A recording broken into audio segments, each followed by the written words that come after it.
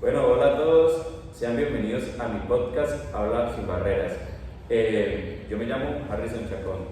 En este caso abordaremos el tema inclusión laboral de los desmovilizados del conflicto en Colombia. Hoy cuento con tres invitados especiales, los cuales son Miguel Ángel Jaramillo, Luisa Fernanda Torres y Lina Marcela Jaramillo. Mis tres invitados son especialistas en el derecho laboral.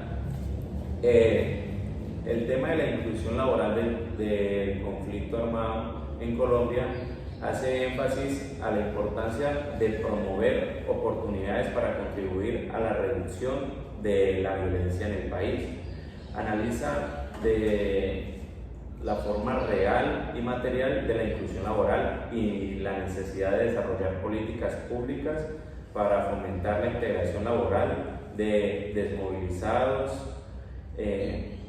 Un artículo también destaca el derecho al trabajo como principio y fin del Estado Social de Derecho en Colombia. Bueno, tengo unas preguntas preparadas para ustedes. A quien guste dar su opinión será bienvenida. Bueno, la primera pregunta es: ¿cuáles son los desafíos que enfrentan los desmovilizados para encontrar empleo en Colombia? Algunos de los principales desafíos que enfrentan son la estimación, la falta de habilidades y diferencia laboral, ya que ellos, al ser desmovilizados, nunca tuvieron un trabajo así, un empleo formal en el cual puedan adquirir experiencia laboral. También la discriminación, ya que estas personas suelen sufrir mucha discriminación ya por su pasado y por los actos que tuvieron al pasado también. Y la falta de oportunidades de empleo. Muy bien, muchas gracias.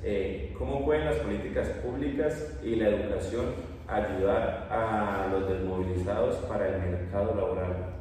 Bueno, pues el gobierno tiene ciertas políticas públicas, las cuales una educación superior gratuita y un financiamiento total de esta, también como un financiamiento sobre la vivienda y la manutención de estas personas, ya que la mayoría de ellas viven en condiciones vulnerables y sus derechos son pisoteados por los demás agentes de la sociedad. Bueno, ¿qué medidas se pueden tomar para promover la inclusión de los desmovilizados en la fuerza laboral, como aplicar el concepto de estabilidad laboral o brindar beneficios fiscales a las empresas para que los contraten? Algunas de las medidas para promover la inclusión laboral de los desmovilizados son la amplia estabilidad laboral, brindar beneficios fiscales a empresas que los contraten, programas de capacitaciones, alianzas en públicos, privadas y sensibilización de la sociedad para que ellos se sientan cómodos dentro de la sociedad y no se sientan discriminados. Claro, pues muchas veces los miran como sobre el hombro o los juzgan por lo que han vivido, ¿no? Sí, por lo de su pasado, sin saber por qué cuestiones tomaron estas medidas. Bueno, otra pregunta es: ¿cuál es el papel del derecho al trabajo en la integración laboral de los desmovilizados en Colombia? El artículo principalmente tiene como tema el derecho al trabajo, ya que estas personas tuvieron un pasado bastante difícil y muchas de esas personas a veces fueron obligadas, no sabemos cuáles fueron las causas para que llegaran a estas cosas. Entonces tratan de incluir a estos desmovilizados para que tengan una estabilidad laboral y más oportunidades igual que todo el mundo. Siguiente pregunta: ¿en qué consiste la realidad formal y material de la inclusión laboral de los desmovilizados? Bueno, la realidad de los desmovilizados es que cuentan con una educación precaria, ya que antes no se venían implementando ciertas políticas sobre la educación, pero actualmente se está implementando esas, ya que necesitan esto para poder competir con los demás trabajadores de la sociedad. Además, la mayoría de estos cuentan con trabajos informales, ya sea en fincas o en pueblos, ya que en la ciudad es muy difícil contratarlos por su falta de experiencia y por la falta de educación que estos tienen. Bastante complejo.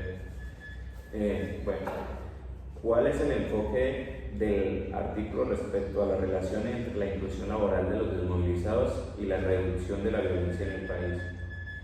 El artículo enfatiza por lo mismo la inclusión laboral a estos inmovilizados, ya que lo que hicieron con el Tratado de Paz es tratar de disminuir la violencia, dando las oportunidades a estas personas laboralmente y socialmente. Bueno, muchas gracias. Respecto al Tratado de Paz, tengo una pregunta para usted, especialista Jaramillo. ¿Usted considera que el Tratado de Paz llegó a cumplir con los fines que tenían previstos o usted piensa que fue algo mediático?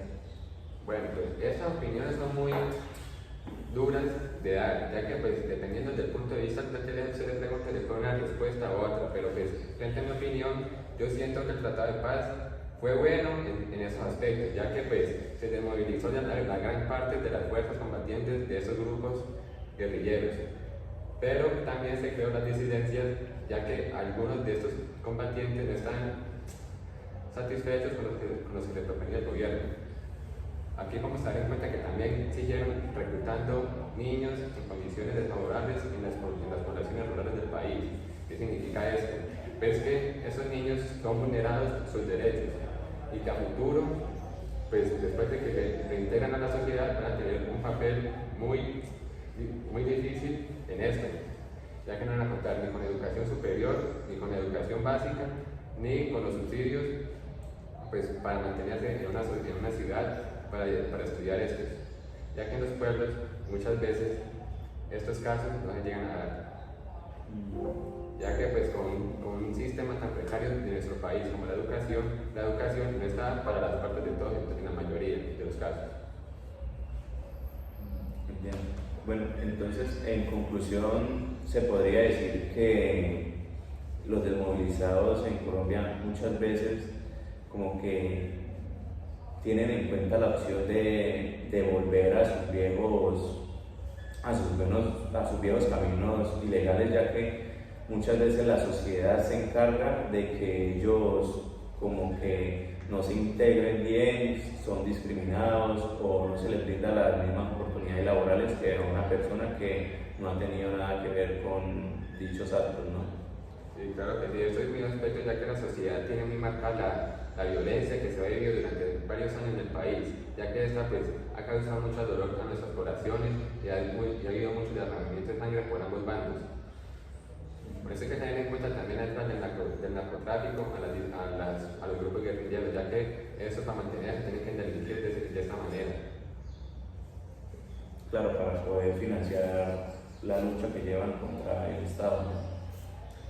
Bueno, pues yo creo que por eso podremos dar fin ya a nuestro podcast.